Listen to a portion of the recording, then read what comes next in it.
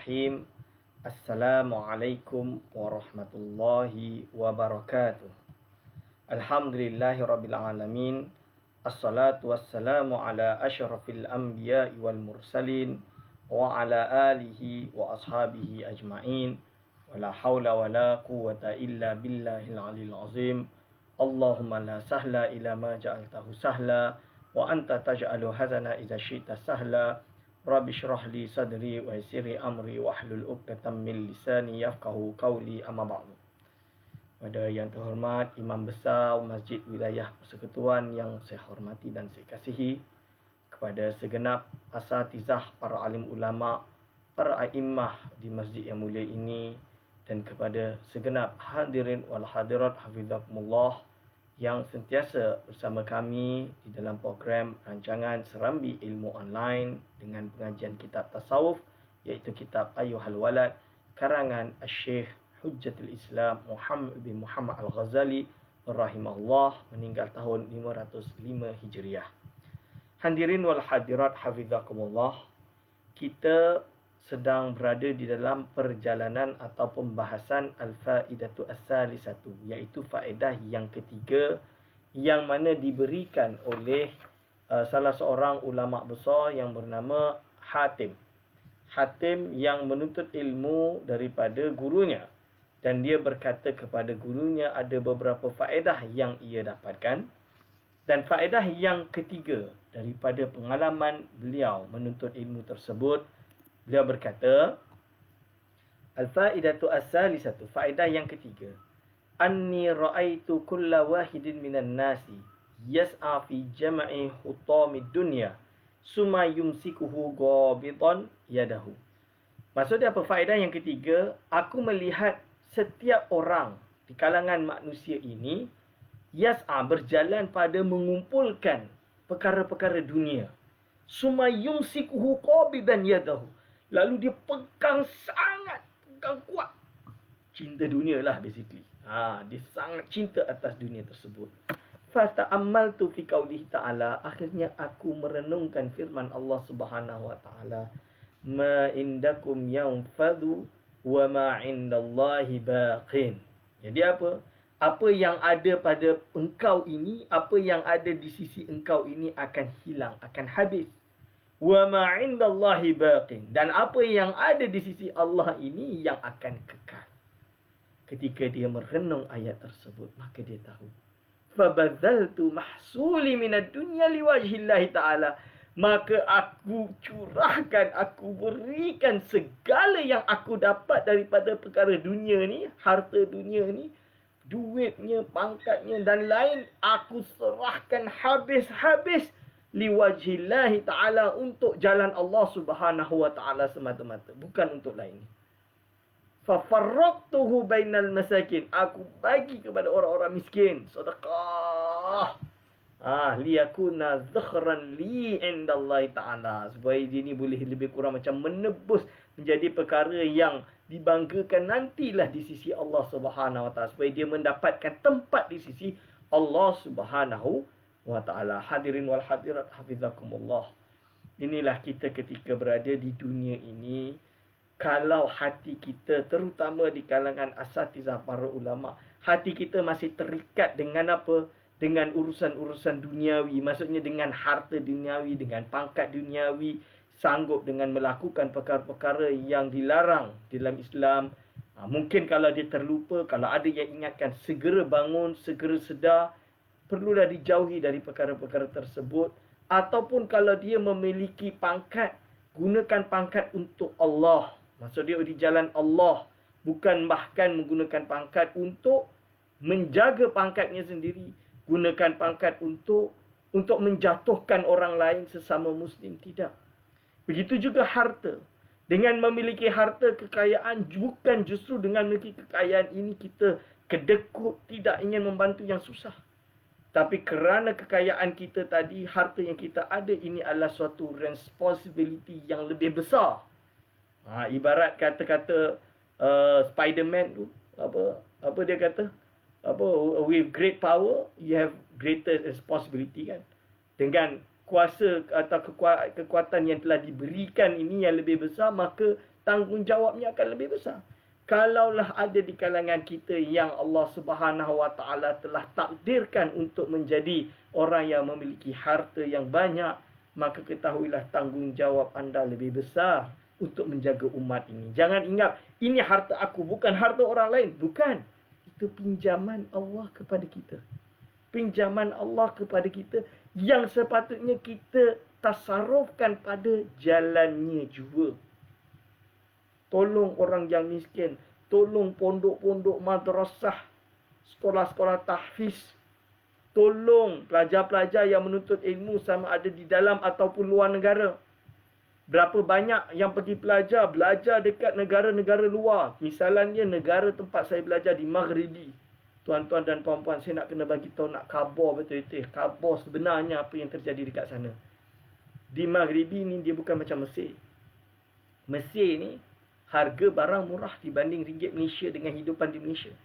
Di Mesir ni sangat murah. Kitab pun murah. Semua benda murah. Sewa rumah pun banyak asrama-asrama yang boleh disewa dengan harga yang sangat murah. Belum lagi percuma di rumah-rumah negeri. Saya bagi tahu terus terang. Makanan Masya Allah banyak. Teman-teman, kawan-kawan di Mesir. Saya kalau pergi Mesir tu Masya Allah. Nak makan roti canai pun ada. Tapi kalau bagi pelajar yang belajar di Maghribi, pelajar Malaysia, pelajar Nusantara tak sampai 300 pun. Dipecah kepada berbagai daerah. Satu rumah sewa harga dah RM2,000. Dan kalau satu rumah tak boleh duduk lebih dari 4-5 orang. Lalu nak cari rumah negeri, zero, tak ada. Persatuan ada bilik kecil je. Bilik kecil sahaja untuk simpan barang. Lalu macam mana pelajar-pelajar di sana? Dan sedangkan banyak pelajar yang berada di Maghribi tidak mendapat zakat yang cukup. Kalau saya dulu dapatlah zakat sekejap awal-awal dulu dengan Selangor dapat 3,000 setahun. Alhamdulillah lah. Alhamdulillah 3,000 setahun. Ada pelajar yang dapat derma siswa dapat 13,000 setahun. Okeylah, cukup. Bukanlah mewah, cukuplah untuk hidup. Boleh hidup. Tapi macam saya terpaksa cari kerja lain, sponsor dan lain-lain. Terus terang. Dan setelah itu ketika dibantu oleh Majlis Agama Islam Negeri Sembilan, baru boleh hidup sedap. Baru boleh okeylah. Boleh survive dan fokus untuk siapkan PhD. Bagaimana dengan kawan-kawan saudara kita dari negeri lain? Dari negeri Kelantan yang tak dapat sama sekali. Dari Kedah yang hanya dapat berapa ribu, 5-6 ribu sahaja setahun. Dari negeri Perlis yang tidak dapat apa-apa. Dari Johor, dari negeri Melaka dan lain-lain. Banyak yang tidak mendapat bantuan zakat. Dan lebih-lebih lagi pelajar yang ada di Maghribi tidak atau jarang dipandang oleh banyak institusi-institusi ataupun institusi zakat yang ada di Malaysia ini. Dan ada sebahagian saja yang dapat. So dalam data kami justru banyak yang tidak dapat misalnya. Dan ini yang perlu dilihat kembali. Bagaimana untuk menolong mereka kerana mereka ini adalah suatu saat akan balik ke Malaysia dan akan meneraju negara yang mulia ini. Mereka Ibnu Sabil. Pergi ke Maghribi perlu tiket. Ini zakat Ibnu Sabil. Berada di sana mereka termasuk masakin wal fuqara. Mereka memerlukan zakat dan ini perlu disalurkan. Terutama bagi tuan-tuan dan puan-puan yang memiliki rezeki lebih. Ini yang Imam Ghazali sebutkan. Fafarraqtuhu bainal masakin. Dan aku membagi-bagikan kepada orang-orang miskin tadi. Berilah kepada pelajar-pelajar tersebut. Dan pelajar ini yakin sekaya apanya dia di Malaysia, dia itu miskin ketika di sana. Kerana apa? Definisi miskin adalah orang yang memiliki harta tapi tidak ada penghasilan yang cukup. Dia tak kerja, dia duduk sana mengaji. Penghasilan apa yang dia ada? Maka hanya dengan bantuan-bantuan tersebutlah yang dapat membantu mereka. Kalaupun mungkin ada 1-2 orang yang sudah memiliki zakat, banyak lagi yang tidak memiliki zakat yang perlu disalurkan zakat. Dan inilah yang orang-orang yang perlu untuk dibantu. Dan saya sebut terus terang, banyak lagi pelajar-pelajar yang sekarang dalam keadaan COVID, dalam keadaan susah kerana apa? Kerana ibu bapa mereka putus ataupun tidak ada sumber pendapatan. Apabila tidak ada sumber pendapatan, bagaimana mereka nak survive? Ada 2-3 pelajar dah memang balik, tidak meneruskan master dan PhD mereka. Dah batal, cancel dah. degree mereka dia cancel lah, tak boleh nak belajar dah. Kerana apa? Kerana tidak ada sumber pendapatan. Dan akhirnya balik di Indonesia, saya tanya, kenapa tak teruskan? Dah tak ada duit, Ustaz. Ada duit untuk tiket, dah balik untuk tiket lah. Nanti tak balik langsung dah. So, dah tak boleh sambung. Nak sambung macam mana? Dah memang mak bapak dah tak boleh nak hantar duit dah. Akhirnya terpaksa kerja, jual nasi lemak, jual macam-macam kuih di tepi jalan dan lain-lain, dan tidak sambung pelajaran. So, bagaimana dengan yang kaya-kaya dengan belas lagi satu tu? Yang berbilion-bilion, yang berjuta-juta. Cubalah bagi untuk menolong yang miskin-miskin ini. Jangan ingat ketika bagi ini, bagi kerana ada udang di sebalik batu. Bagi kerana, tolong sokong saya, bagi tolong ini, tolong itu. Ada sesuatu yang dia nak. Jangan. Itu namanya dah tak ikhlas. Saya terus terang, kalau ada yang niat memberi kerana itu, kita lebih baik tak payah. Sebab apa? Niat tu dah tak betul lah. Niat tu dah tak ikhlas. Apabila tak ikhlas, maka tak ada berkat. Kita nak bagi pelajar ni biar yang berkat, tuan-tuan dan puan-puan. Ingat, jangan fikir kita hidup di dunia ni 100 tahun, 200 tahun, 300 tahun. Kita hidup di dunia ni 80 tahun mungkin. Setelah itu kita akan berada di akhirat kelak. Dan ketika di akhirat kelak, itulah tempat hidup abadal abadi, iaitu selama-lamanya. Hadirin wal hadirat hafizakumullah. Al-faidatu ar-rabi'atu, iaitu faedah yang keempat. Anni ra'aitu ba'dal khalqi yazunnu anna syarafahu wa izzahu fi kathratil aqwam wal asyair fa'tazza bihim.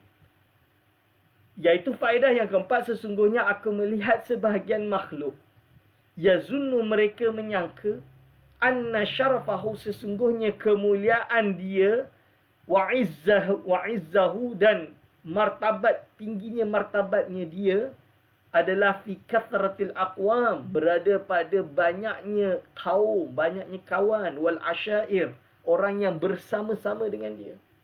Fa'tazza bihim, maka dia pun jadi bangga dengan mereka-mereka. Jadi bangga dengan, kawan aku siapa? Jangan risau, kawan saya orang ni, bos saya orang ni, kawan saya orang ni, ni saya siapa? Saya kenal PM, saya kenal menteri-menteri, saya kenal TPM, saya kenal semua orang besar-besar. Bangga dengan banyaknya kawan. Jangan risau, don't worry, daerah ni saya, Abang Long kawasan. Misalnya. Wa za'ama akharun annahu fi tharratil amwali wa kathratil aulad. Dan sebahagian daripada kaum itu juga, maksud sebahagian daripada manusia, menyangka bahawa ketinggian, kemuliaan itu pada banyaknya harta, kaya-kaya. Atau kerana banyak anak. Kerana memang betul, kerana zaman dulu kalau ada banyak anak ni, maksud dia hebatlah, dia ada satu klan yang besar. Faftakharu, akhirnya dia pun merasa bangga, hebat. Fakhrun, iaitu kahlah hebat. Biha, dengan kebanyakan tu. Wa hasiba ba'duhum, dan sebahagian dari mereka pula menyangka annal izza wa syarafa fi ghasbil amwalin nas. Bahkan ada sebahagian merasa bahawa kemuliaan, kehebatan itu berada pada mensolak harta-harta manusia, ghasab. Maksudnya apa? Ada ini boleh bribe ni, kita boleh kaya raya, korupsi berapa? Nak korup duit rakyat, ambil duit rakyat berapa? Contoh dia. Lebih-lebih lagi yang kita sedih hari ini. Bagaimana 40 tahun dalam berita mengatakan daging yang tidak halal atau syubhat dah masuk dalam perut umat Islam. 40 tahun angkara oleh rasuah daripada pegawai-pegawai yang tidak bertanggungjawab. Fi ghasbil amwal, dan boleh bangga lagi. Dengan apa? Harta ni aku dah kaya raya, dengan pangkat ni boleh ambil harta manusia. Harta rakyat boleh dicuri, boleh ghasab fi ghasbil amwalin nas. Wa zulmihim, dan bangga boleh menzalimi mereka. Mentang-mentang saya ini pemimpin, saya ini boleh menzalimi rakyat. Wasafkid dimaihim, bangga dengan mengalirkan darah rakyat. Seperti apa yang terjadi oleh golongan Mughul atau Hulagu Khan ketika menyerang negara-negara Islam atau negara-negara lain dengan membunuh sebanyak-banyaknya manusia dengan tanpa ada rasa sedikit pun hatinya merasa ringan. Bahkan bagi dia senang je nak bunuh semua ni. Betul. Ini yang disebut wasafki dima'ihim. Justru dengan perbuatan pembunuhan massacre tersebut dia merasa bangga. Hebat aku. Hebat aku. Begitu juga segala kejadian-kejadian yang menzalimi rakyat. Wa'taqadat ta'ifatun annahu fi itlafil mali wa israfihi wa tabdhirihi. Dan ada segolongan merasa bahawa kemuliaan dan kehebatan itu ada dengan cara apa? Membazirkan harta, mengisrafihi, membazir, tabzir, membakar, tunjuk kaya raya, makan, pecahkan saja pinggan yang mahal ini. Aku kaya raya. Misalnya, ini wujud di kalangan pemimpin zaman dulu. Di mana zaman-zaman dulu biasa nak tunjuk kehebatan dia. Kisah yang saya baca di dalam sejarah Majapahit, dia ada satu danau besar yang mana ketika ada tamu makan, lalu pinggan-pinggan dari China itu akan dilempar ke dalam danau menunjukkan kekayaan dia yang dia tak kisah. Kononnya dia kaya. Nanti tamu dia keluar cerita dia, nanti ada hamba dia datang menyelam untuk ambil balik piring-piring tersebut. Itu yang saya bacalah. Jadi contoh dia. Jadi menunjukkan kebanggaan dengan tabdhir. La haula wala quwata illa billahil azim. Apa dikatakan Imam Ghazali meriwayatkan daripada Hatim, fata'ammaltu fi qaulihi ta'ala, aku pun merenungkan firman Allah Subhanahu wa taala, inna akramakum indallahi atqakum. Sesungguhnya kemuliaan kalian itu di sisi Allah berada pada ketakwaan kalian semua. Jadi apa? Kemuliaan kalian semua itu di sisi Allah berada pada ketakwaan kalian semua. Jadi kalau kalian ini bertakwa, itulah orang-orang yang mulia di sisi Allah Subhanahu wa taala.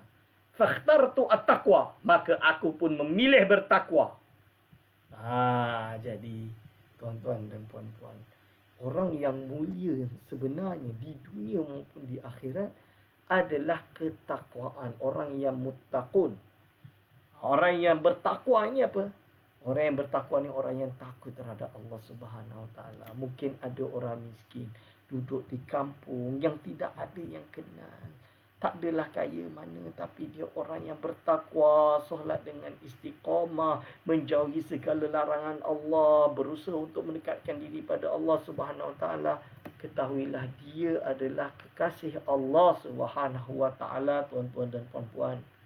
Ada orang yang mungkin tidak dikenal, duduk di kampung ceruk mana misalnya dia. Kerja dia hanya menulis, mengarang dan menyebarkan tulisannya tanpa nama misalnya dia. Dengan tidak berhasad untuk mencari syuhrah. Ketahuilah dia adalah orang yang benar-benar dicintai dan disayangi oleh Allah Subhanahu wa taala. Dialah orang yang mungkin di sisi Allah memiliki derajat yang tinggi, tuan-tuan dan puan-puan. Segala sesuatu ini adalah nasihat kepada diri saya sendiri dan juga kepada segenap yang mendengarkan pengajian ini. Memang susah untuk kita menjadi orang yang bertakwa. Tapi kita ketahuilah bahawa kemuliaan berada pada ketakwaan itu sendiri. Fakhtartu at-taqwa, maka aku pun memilih takwa. Wa'taqadtu, dan aku beriktikad annal Qur'ana, bahawa sesungguhnya Al-Quran itu haqqun, adalah yang benar, sadiqun, yang benar. Wa zannahum wa hisbanahum kullaha batilun zailun. Segala apa yang disebutkan tadi, yang mereka sebutkan, itu semua adalah apa?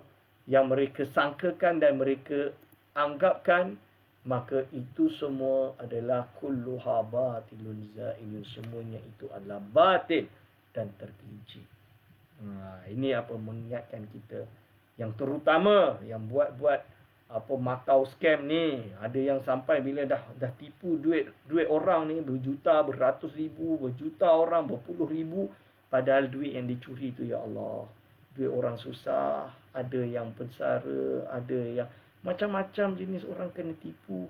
Dan dia boleh bangga, siapa suruh pergi percaya penipu? Dia boleh kata macam tu, dan dia itu penipu. Allah, cubalah wahai ya syabab, Wahai teman-teman, cubalah kita ingat Allah Subhanahu Wa Taala. Segala perbuatan kita akan dihisap. Segala perbuatan kita akan dihisap. Jangan ingat harta yang kita curi itu kita punya. Ketahuilah yang kalian ambil tersebut itu sebenarnya akan membakar kalian hidup-hidup di akhirat kelak. Dibakar hidup-hidup di akhirat kelak. Wal faidatu al-khamisatu, faedah yang kelima, anni ra'aitu, sesungguhnya aku melihat an-nasa, manusia, yadhummu ba'duhum ba'dah, membenci sebahagian dari mereka membenci sebahagian yang lain, wahtabu ba'duhum ba'dah, dan mereka pun mengata sebahagian antara mereka ba'dah dengan sebahagian yang lain. Fawajadtu dzalika minal hasadi, dan aku menemukan perkara tersebut adalah bahagian daripada hasad, fil mali wal jahi wal ilmi, di dalam harta, pangkat dan ilmu. Fata'ammaltu fi qawlihi ta'ala, maka aku pun berangan-angan pada firman Allah SWT, nahnu qasamna bainahum ma'isyatahum fil hayati dunya, sesungguhnya aku, iaitu Allah Subhanahu Wa Taala, telah membagi-bagikan di kalangan mereka rezeki mereka atau tempat kehidupan, sumber kehidupan mereka di kehidupan dunia itu nanti. Itu firman Allah. Jadi Allah yang dah membagi-bagikan siapa yang kaya, siapa yang miskin, siapa yang biasa, siapa yang luar biasa, siapa yang tidak ada biasa dan lain-lain, semuanya telah ditentukan oleh Allah Subhanahu Wa Taala. Fa'alimtu, maka aku pun ketahui, annal qismata, bahawa sesungguhnya pembahagian tadi, kanat minallahi ta'ala fil azali, ianya adalah ketentuan Allah Subhanahu Wa Taala sejak azali lagi, sejak qadim lagi. Allah SWT telah menentukan siapa yang kaya dan siapa yang miskin, siapa yang bahagia dan siapa yang tidak bahagia dan lain-lain. Allah SWT telah menentukan. Fama hasidtu, maka aku pun tidak merasa hasad dengki ahadan dengan seorang pun. Wa raditu bi qismatillahi ta'ala, dan aku meredai dengan pemberian Allah Subhanahu Wa Ta'ala tadi. Ya syabab. Jadi penyakit yang paling susah untuk kita hilangkan adalah hasad dengki. Hasad dengki ni adalah penyakit yang sangat bahaya, tuan-tuan dan puan-puan. Kita kena jauhi hasad dengki tersebut. Jadi kalau yang ada hasad dengki itu, istighfar banyak-banyak, tutup mulut, biarlah ia berputar dalam hati, jangan sampai kita keluarkan. Dan na'udzubillah min zalik, umat Islam jatuh kerana hasad dengki, tuan-tuan dan puan-puan. Ingat, umat Islam jatuh kerana hasad dengki. Kalaulah Andalus tidak runtuh, tidak sukutul Andalus, nescaya umat Islam tidak dijajah sampai seperti hari ini. Segala budaya kehidupan kita telah ditukar oleh golongan penjajah. Ini semua adalah kerana berawal dari umat Islam yang memiliki hasad dengki, yang batu api antara satu dengan lain tidak boleh bersatu, tuan-tuan dan puan-puan. Maka inilah penyakit yang paling besar yang wajib untuk kita bersihkan daripada diri kita. Wal faidatu as-sadisatu, faedah yang keenam, tuan-tuan, anni, sesungguhnya aku, ra'aitu nasa, melihat manusia, yu'adi, iaitu bermusuhan, bergaduh, ba'duhum ba'dah, sebahagian daripada mereka bergaduh dengan sebahagian yang lain, li gharadin wa sababin, kerana ada sebab, kerana ada tujuan. Gharad ada tujuan, wasababin dan sebab. Fata'ammaltu, maka aku pun berangan-angan, fi qaulihi ta'ala, pada firman Allah SWT, inna syaitana lakum aduwwun fattakhidhuhu aduwwa. Bahawa firman Allah yang berfirman, inna syaitana, sesungguhnya syaitan, lakum, bagi kalian semua itu musuh, fattakhiduhu, maka jadikanlah mereka itu semua aduwwa, musuh. Jadi dari sini, fa'alimtu, maka aku pun mengetahui, annahu la yajuzu adawatu ahadin ghairi syaitan, tidak boleh untuk memusuhi seseorang pun daripada manusia melainkan syaitan, selain syaitan sahaja. Fattakhadtuhu aduwan wa taraktu ghairahu, maka aku jadikan syaitan sebagai musuh yang sebenar, sedangkan yang selainnya aku tinggalkan kemusuhan terhadap yang lain. Tuan-tuan dan puan-puan, cuba kita renungkan ini. Musuh kita sebenar ini adalah syaitan, tuan-tuan. Syaitan ini yang perlu kita musuhi. Syaitan ini yang perlu kita lawan. Syaitan ini yang perlu kita benci.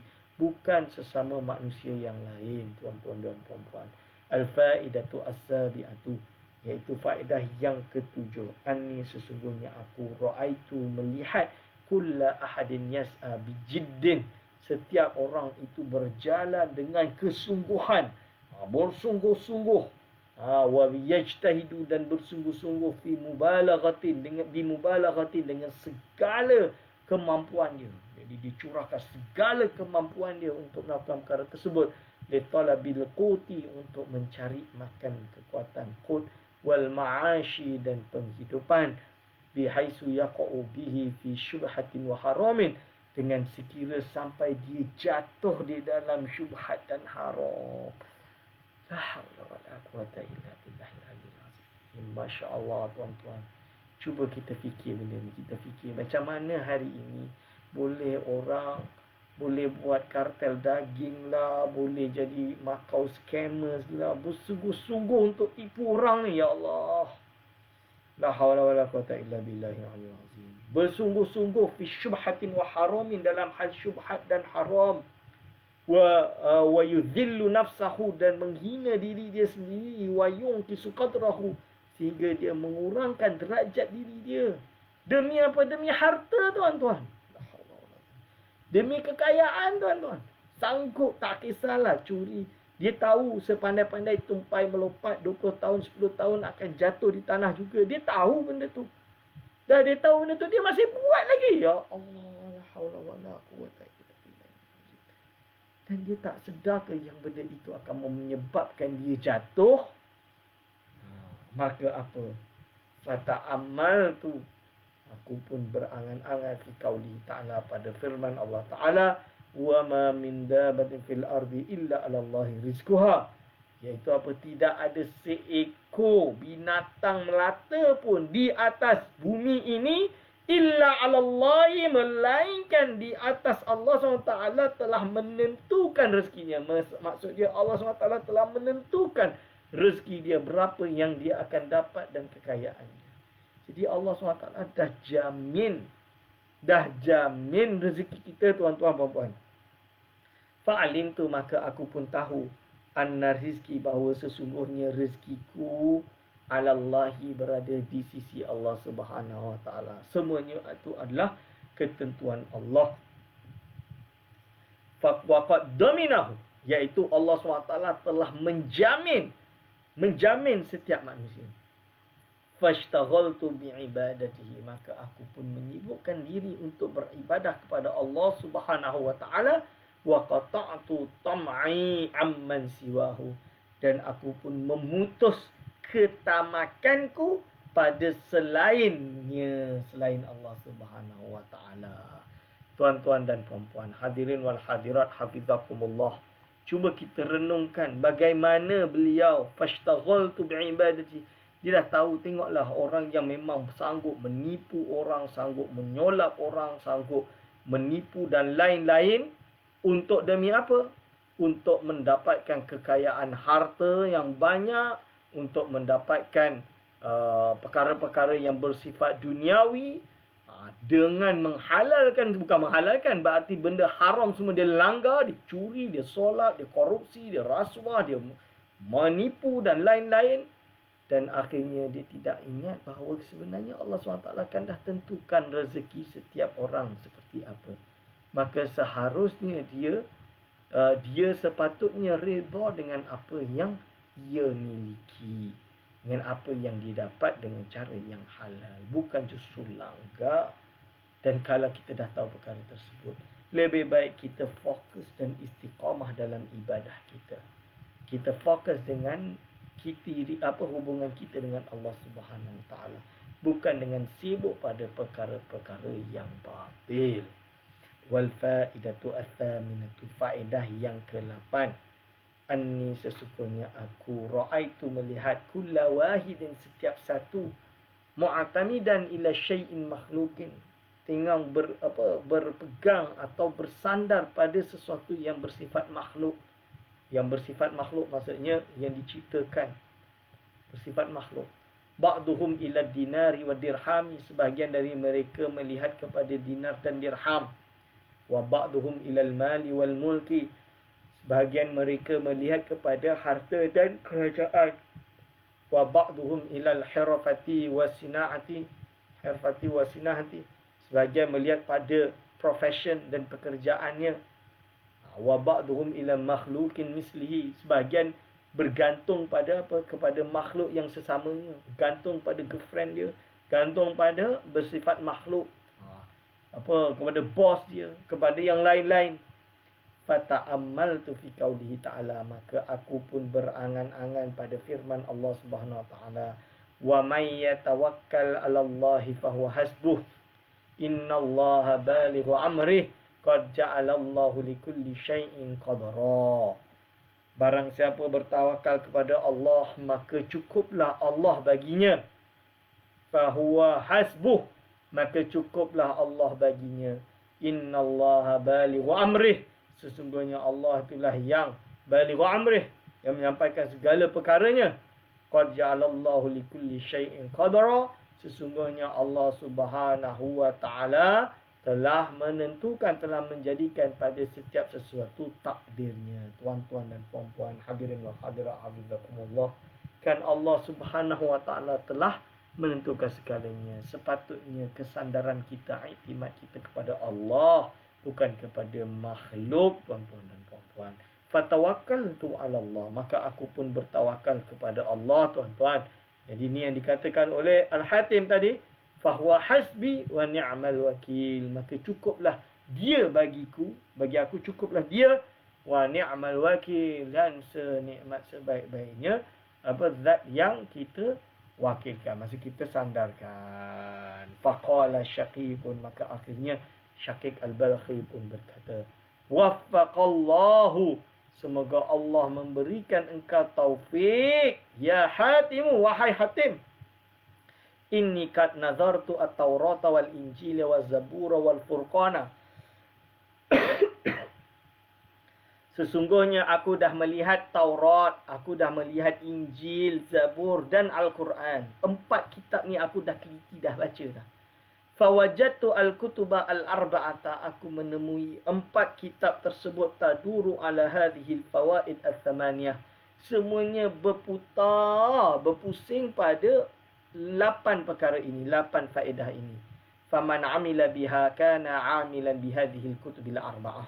Barang siapa yang beramal dengannya, sesungguhnya dia telah beramal dengan 4 kitab ini. Hadirin wal hadirat hafizakumullah. Jelas bagi kita semua tuan-tuan dan puan-puan bahawa kita kena fokuskan segala ilmu yang kita ada dan amal ibadah kita hanya kepada Allah Subhanahu wa ta'ala. Jangan kita tertipu dengan cara apa, dengan urusan dunia sehingga kita menggunakan agama untuk mendapatkan kepentingan dunia ataupun kita gila-gila untuk mendapatkan kepentingan dunia dengan menghalalkan segala cara walaupun cara tersebut itu halal. La haula wala quwata illa billahil azim. Semoga kita diberikan istiqamah daripada Allah Subhanahu wa taala. Ayyuhal walad, wahai anakku. Ini nasihat selanjutnya. Qad alimta, benar-benar engkau sudah mengetahui. Min hatainil hikayataini, dari 2 hikayat yang penting ini. Annaka la tahtaju, sesungguhnya engkau la tahtaju, tidak memerlukan ila takthiril ilmi, kepada banyaknya ilmu. Jadi kita ni sebenarnya tak payah nak banyak sangat ilmu. Tak payah nak tinggi-tinggi sangat, banyak-banyak sangat ilmu, tak perlu. Tak perlu. Wal'an, yang penting sekarang. Ubayyinu laka, aku nak jelaskan pada engkau, wahai muridku. Murid yang degil ni. Ubayyinu laka ma yajibu ala saliki sabilil haqqi. Apa yang wajib bagi seseorang yang sedang berjalan menuju jalan akhirat. Iaitu berjalan menuju jalan akhirat. So kalau kau nak dapat kebahagiaan, an-najat fil akhirah, tips dia apa? Kita bukan kata mesti dapat. Sebab tu kita panggil tips. Tips tu apa?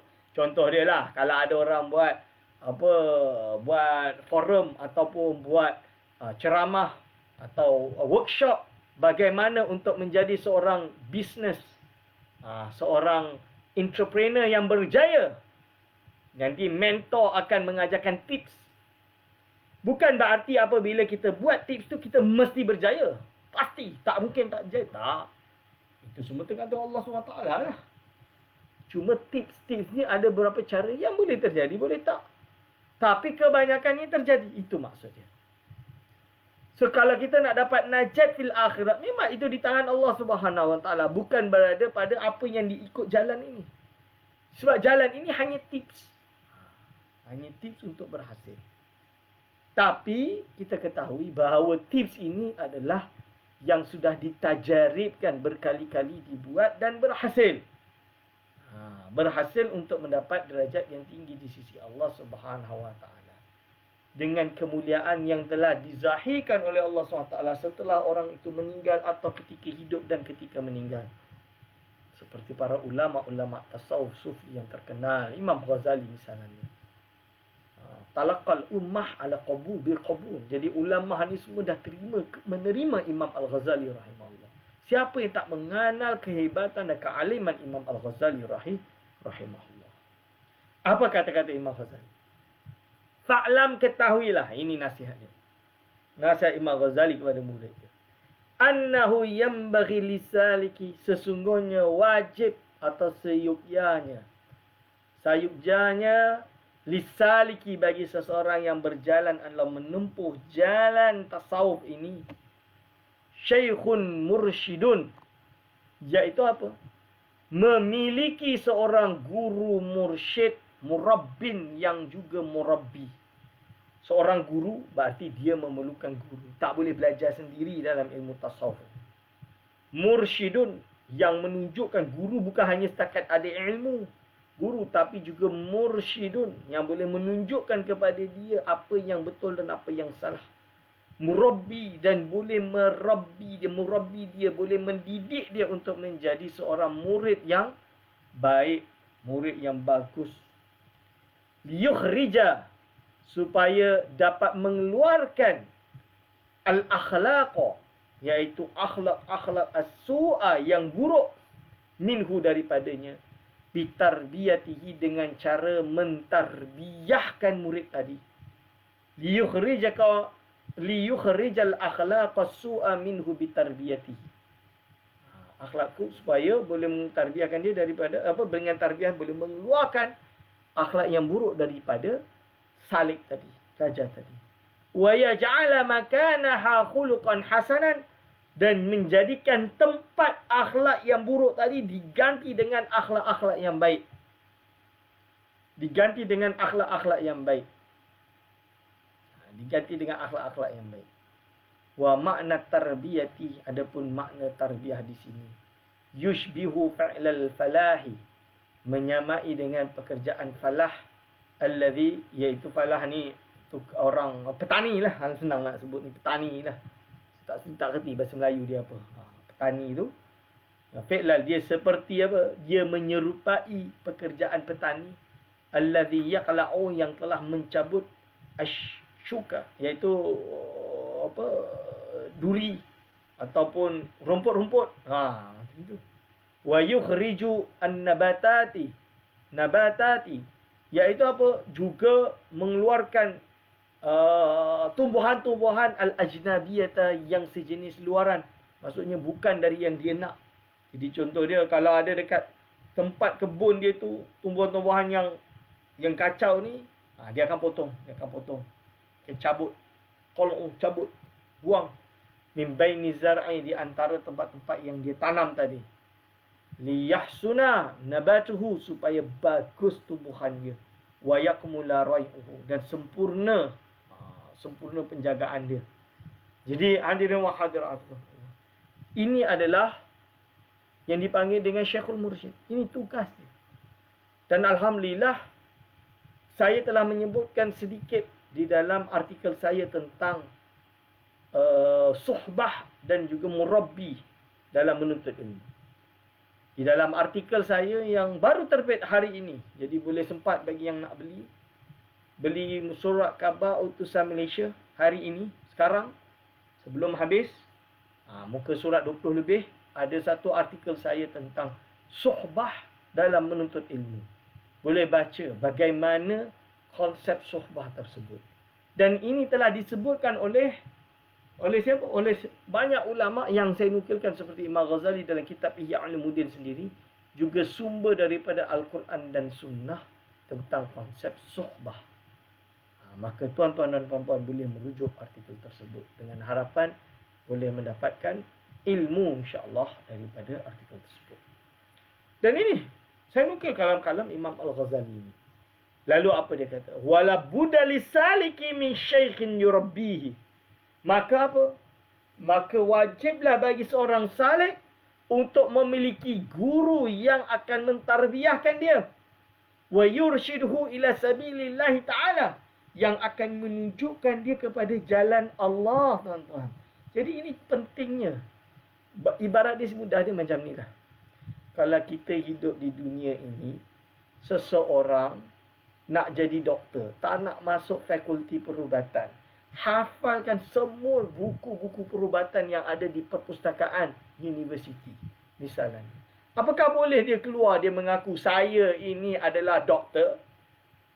Kalau ada seorang teringin nak jadi pilot misalnya, tak masuk sekolah pilot, tak masuk teori dia, tak masuk praktikum, cuma belajar terbang bersama instruktor dia kat sebelah, berapa jam duduk kat atas udara misalnya dia, tak cukup jam. Kira-kira boleh tak dia menjadi pilot tanpa ujian tadi? Boleh ke tak boleh? Tentu dia ditolak. Bagaimana dengan ilmu agama secara am? Tak pernah masuk fakulti dirasah pengajian Islam, tidak tahu bahasa Arab dengan fasih, tidak mempelajari kitab-kitab basic ilmu nahwu, sorof seperti Alfiyah Ibn Malik dan lain-lain, tidak pernah mengaji kitab-kitab penting di dalam Islam. Tiba-tiba dia nak mengaku jadi syekh. Dah mula beli buku, baca buku terjemah, bandingkan dengan Arab sikit-sikit, belajarlah Arab sikit-sikit. Lepas tu dah mula menulis, bid'ahkan sana, bid'ahkan sini, sesatkan orang sana, sesatkan orang sini, tanpa memiliki ilmu dengan kukuh. Lalu isinya penuh dengan salah kaprah, belum lagi harakat dan lainnya. Cara pemikiran pun salah dan hanya akan menyesatkan banyak orang-orang awam. Lalu boleh pula apabila dilarang orang seperti ini untuk berdakwah kerana tidak cukup tauliah ataupun tidak memiliki cukup kemahiran, boleh pula marah kenapa nak kena mengajar agama, kena tauliah dulu. Mulalah mempertikai kenapa perlu ada tauliah. Saya tanya, kalau kita nak jadi pilot, tak ada lesen pilot, boleh tak kita jadi pilot? Tak boleh. Kita nak jadi doktor, hafal semua buku perubatan, tak masuk fakulti kedoktoran, boleh tak kita jadi doktor? Tak boleh. Begitu juga agama. Bahasa Arab tak cukup, semua tak cukup. Bukan nak kata ada ke tak ada. Cukup pun. Kalau cukup tapi tak betul-betul mantap, macam mana dia nak dakwah? Bahaya. Dia keluarkan hukum takut, hukum tersebut salah kaprah.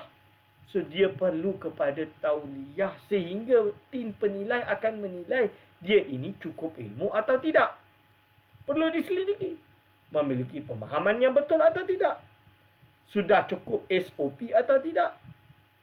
Apakah dia akan justru membuat porak-peranda atau justru kebaikan? Kerjanya akan mengkafirkan orang atau tidak? Kalau kerjanya duk kafirkan orang, macam mana nak jadi pendakwah? Ini misalnya.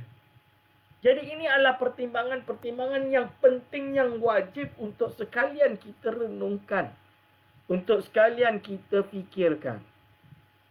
Kalau kita semangat agama ada mengaji, jangan tiba-tiba jadi ustaz. Mengaji dulu sampai jadi alim. Dah dilayakkan. Ustaz dah kata, kau dah boleh mengajar dah. Barulah boleh. Dengan ambil tauliah dan lain-lain. Hadirin wal hadirat hafizakumullah. Cuba sedar perkara ini. Sebab itu disebutkan. Li'anna Allah Ta'ala, kerana sesungguhnya Allah Subhanahu Wa Ta'ala arsalal ibadi, telah mengutus kepada para manusia rasulan, seorang rasul, lil irsyadi, untuk mengajarkan mereka ila sabilihi, kepada jalan menuju Allah Subhanahu Wa Ta'ala. Bukti dia, Allah menyuruh kita menuju jalan Allah. Allah memerintahkan, memfirman kepada kita untuk menuju jalan Allah. Maka Allah SWT mengutus Rasul supaya menunjukkan jalan tersebut. Ma kunna mu'adzibina hatta nab'asa rasula. Tidaklah kami mengazab melainkan kami mengutus seorang Rasul. Melainkan Allah SWT telah mengutus seorang Rasul.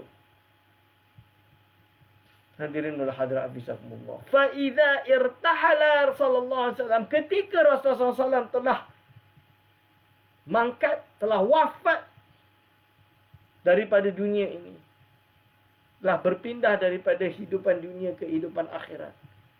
Faqad khallafa al-khulafa'a, dan sesungguhnya Allah SWT telah melantik para khalifah sebelumnya, setelahnya. Melantik khalifah di makanihi, di sisi dia, hatta yurshidu al-khalaiqa, sehingga mereka ini yang mendidik makhluk ilallahi ta'ala, kepada Allah SWT. Ini yang dimaksud dengan khalifah-khalifah. Ada khalifah bersifat kepimpinan dan amaratul mu'minin. Ini dipanggil dengan khalifah khulafaur rasyidun. Dan setelah khulafaur rasyidun berganti-ganti dinasti yang banyak sampai pada sekarang. Itu dalam bab pemerintahan. Dalam bab fikih, al-ulama'u warasatul anbiya. Ulama' itu yang menjadi pewaris Nabi. Meneruskan tradisi ilmu, berfatwa, menjawab persoalan umat. Dalam bab tasawuf dipanggil dengan mursyid tarekah, yang memiliki silsilah keilmuan yang diiktiraf di dalam dunia Islam. Dalam kitab-kitab penuh. Tak payah jauh-jauh, tuan-tuan dan puan-puan. Kitab-kitab di Universiti Al-Azhar tu dah cukup, dah jelas. Hanya orang yang tak baca atau lupa sahaja yang tak tahu. Imam Ar-Ramli apa disebut? Imam As-Sanusi. Imam As-Sanusi menyebut tentang pentingnya berjalan di jalan tasawuf. Dia ada kitab khusus yang menjelaskan perkara ini. Namanya Risalatu ila Sughair. Nusratul Fuqair, Nusratul Fuqair fi raddi ala as-Sughair. Jadi kitab itu Imam Sanusi karang untuk mendefend seorang tasawuf. Fuqair ini adalah, dan kataan fakir. Fakir ini adalah istilah tasawuf. Murid-murid tasawuf yang ada di Algeria, di Maghribi. Dipanggil fakir. So ini fuqair, fakir yang kecil lagi. Nusratul Fuqair, aku datang nak tolong dia ni untuk menolak As-Sughairi. As-Sughair ni ada satu ulama bernama dia Hasan As-Sughair. Dia ada dua. Ada satu yang alim kabir, yang ahli sunnah jemaah ni yang hebat. Yang satu ni yang tidak dikenal, yang kita ingat dia tu hebat. Rupanya dia datang hanya dengan mengerat, memburuk-burukkan tasawuf. Jadi Imam Sanusi karang untuk mendefend, membela tadi golongan tasawuf. Dan Imam Sanusi ni sendiri yang sebut. Imam Sanusi sendiri yang menyebut, dan dalam kitab tersebut beliau membela golongan tasawuf. Maka dia kata apa? Dia kata memang perlu suhbah seorang guru, itu adalah suatu yang perlu di dalam Islam. Alang-alang ini kitab dia. Saya lupa. Ini kitab dia. Nusratul Fuqair fi raddi ala Abil Hasan As-Sughair. Ini ada kitab ni, tinggal satu naskah sahaja. Alhamdulillah kawan saya sempat belikan untuk saya di Maghribi. Dah tak ada dah. Tapi Syekh Nizar Hamadi, guru saya di Tunis, dia ada. Dalam kitab ini jelas dia juga menyebutkan tentang pentingnya bersohbah dengan guru dalam ilmu tasawuf. Agar supaya apa? Agar supaya seorang salik itu dituntun jalan untuk bagaimana membersihkan jiwa daripada penyakit-penyakit hati, tuan-tuan dan puan-puan. Hadirin wal hadirat hafizakumullah. Dalam hal ini disebut faslun fi syekh tarbiyati wa syekh ta'lim. Pentingnya, fasal pentingnya tentang syekh tarbiyah, syekh ilmu tarekah, wa syekh ta'lim, dan guru dalam hal ilmu. Ini disebut oleh Imam As-Sanusi rahimahullah. Boleh buka dalam ini. Dia ada sebut bab khusus tentang tersebut. Siapakah Imam Sanusi? Siapa Imam Sanusi yang Dr. Aiman duk sebut-sebut ni? Imam Sanusi ni yang mengarang kitab Ummul Barahin sifat 20. Jadi kalau orang ngaku ngaji sifat 20 berpegang dengan konsep atau pegangan ijtihad Imam As-Sanusi dalam kitab-kitab akidahnya. Jadi kalau tak faham tentang Imam Sanusi, tak payah nak sebutlah. Kami tu mengkaji benar-benar Imam Sanusi dan kitab-kitabnya yang masih berupa manuskrip dan kitab-kitab yang lain perlu dikaji dan difahami isinya. Hadirin wal hadirat hafizakumullah. Inilah pesanan Imam Al-Ghazali rahimahullah tentang pentingnya ada guru mursyid. Lalu Imam Ghazali masuk pada pembahasan syarat-syarat seorang syekh. Jadi kita akui bahawa memang betul perlu kepada guru mursyid. Apakah semua guru itu guru mursyid? Susah. Tak boleh nak kata macam tu. Betul ke? Memang. Syarat dia, sangat. Zaman sekarang nak cari yang sampai macam tu memang susah. Bahkan salah seorang ulama besar dari kalangan ulama ahli sunnah wal jamaah, iaitu Syekh Syahid Muhammad Ramadan Sa'id Al-Buti. Syekh Ramadan Al-Buti rahimahullah, yang meninggal mati syahid kerana dibom oleh penjenayah. Yang mana Syekh Ramadan Al-Buti sendiri, dia menyebutkan bahawa selama dia hidup ini, dia belum menemukan guru mursyid. Dia kata, susah, tak jumpa guru mursyid yang seperti disebutkan dalam. Ada orang tanya kepada saya, Ustaz, ni Syekh Ramadan Al-Buti kata tak ada zaman sekarang dah guru mursyid. So kenapa kita perlu kepada mursyid pada dalam ilmu tariqah, tasawuf pada hari ini? Maka jawapan dia, tuan-tuan dan puan-puan, ya betul, kami kenal sangat dengan Syekh Ramadan Al-Buti. Bukunya memang kami baca dari awal dan akhir. Dan ketahuilah, bagi Syekh Ramadan Al-Buti, ketika dia berbicara tidak ada lagi guru mursyid, untuk bagi dia memang sudah tidak ada, kerana dia dah hebat. Dia yang sepatutnya menjadi guru mursyid. Ini tuan-tuan, kita kena faham perkara tersebut. Akan tetapi, orang yang tidak berada di level beliau dan masih berusaha untuk mencari jalan membersihkan jiwa dia, dan kalau tidak ditemukan guru mursyid, bagaimana dia nak membersihkan jiwanya? Pada Imam Ghazali dah kata, la budda lisaliki min syaikhin yurabbihi. Tidak sebutkan. Kenapa? Apa makna tarbiyah? Tarbiyah ini adalah untuk mencabut benda-benda yang kotor yang ada dekat dalam jiwa ni, untuk dicabut. Zaman sekarang susah dapat murid, kena tegur dengan guru pun dah merajuk. Zaman dahulu tak. Guru kata, kau buat ni, ikut, samina wa ta'ala, buat. Dihina macam mana? Buat. Zaman sekarang murid kena tegur sikit, dah lari. Ini contoh dia beza pada hari ini dan zaman dahulu, tuan-tuan dan puan-puan. Jadi kalau kita nak faham Imam Syekh Ramadan Al-Buti, dia bila dia kata tidak ada guru mursyid, kerana binisbatillahu, bagi dia memang tidak ada guru mursyid bagi dia. Tapi bagaimana dengan ulama lain? Contoh dia Syekh Ali Jumaah, beliau juga seorang guru mursyid tariqah. Beliau sendiri adalah mursyid yang memiliki murid, dan beliau juga hebat, memiliki kehebatan yang Masya Allah tabaraka wa ta'ala. Bagaimana dengan Habib Umar bin Hafiz? Beliau juga mengalami jalan tariqah. Beliau seorang guru mursyid yang memiliki murid-murid yang banyak. Bagaimana dengan Syekh Ali Jufri? Bagaimana Syekh Ramadan Al-Buti juga menyanjungi dan menghormati tinggi Syekh Ali Al-Jufri.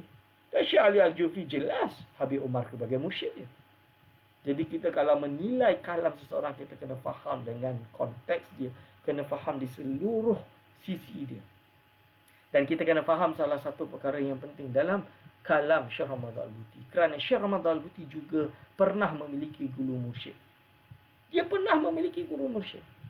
Dan setelah guru mursyid meninggal dunia, maka tentulah tidak ada lagi guru mursyid bagi dia. Iaitu siapa guru mursyidnya?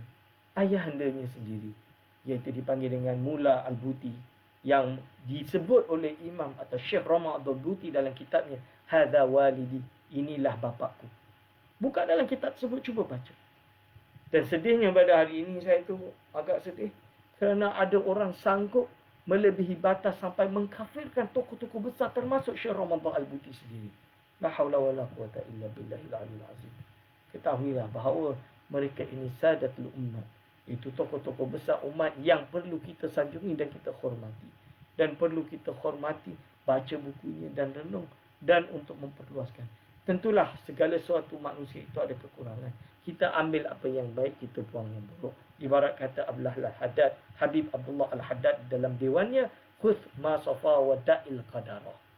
Ambillah yang jernih dan tinggalkanlah yang keruh. Yang nanti datang oleh Piramli yang menyanyi lagu, ambil yang jernih, buang yang keruh. Saya lagu tersebutlah yang saya dah lupa. Tuan-tuan dan puan-puan, dari sinilah apa yang disebut wa syartu syekhi, adapun syarat seorang syekh, alladhi yasluhu, yang patut ayyakuna, dia itu seorang naiban, ganti di Rasulullah sallallahu alaihi wasallam, sebagai pengganti Rasulullah sallallahu alaihi wasallam, itu adalah ayyakuna aliman. Pertama, dia kena alim. Alim ilmu duniawi, ilmu agama itu alim. Itu maksudnya. Ilmu agama ini kena alim. Iaitu apa? Ayyakuna aliman la anna kulla alimin yasluhu lahu. Kerana apa? La anna kulla alimin, dan ketahuilah bahawa sesungguhnya tidak seluruh orang yang alim yasluhu lahu, yang layak untuk menjadi guru mursyid. Ini disebut oleh Imam Al-Ghazali sendiri. Jadi ada yang kata kita dah tak perlu dah mursyid-mursyid sama sekarang ni, bacalah kitab Imam Ghazali. Sekelas Ayyuhal Walad ni kita boleh tahu. Maybe dia baca, ni syarat dia tak cukup syarat, jadi dah tak ada dah guru mursyid. Kalau macam tu, macam mana dengan orang yang disebut tadi perlu kepada guru tarbiyah dan guru ta'lim, guru tarbiyah. Itu gimana? Perlu, kita tetap perlu. Maka yang terbaiklah yang boleh kita jumpa.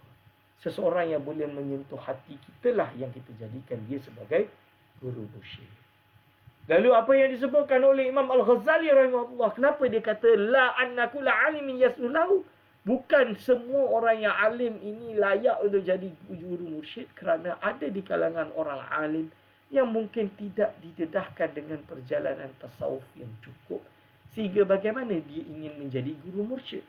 Yang keluar dari lisan dia hanya menyesatkan orang, misalnya. Na'udzubillah min zalik. Maka oleh sebab itu kita memerlukan ilmu yang cukup, tuan-tuan dan puan-puan. Memerlukan segala sesuatu dengan cukup agar supaya kita tidak terpesong.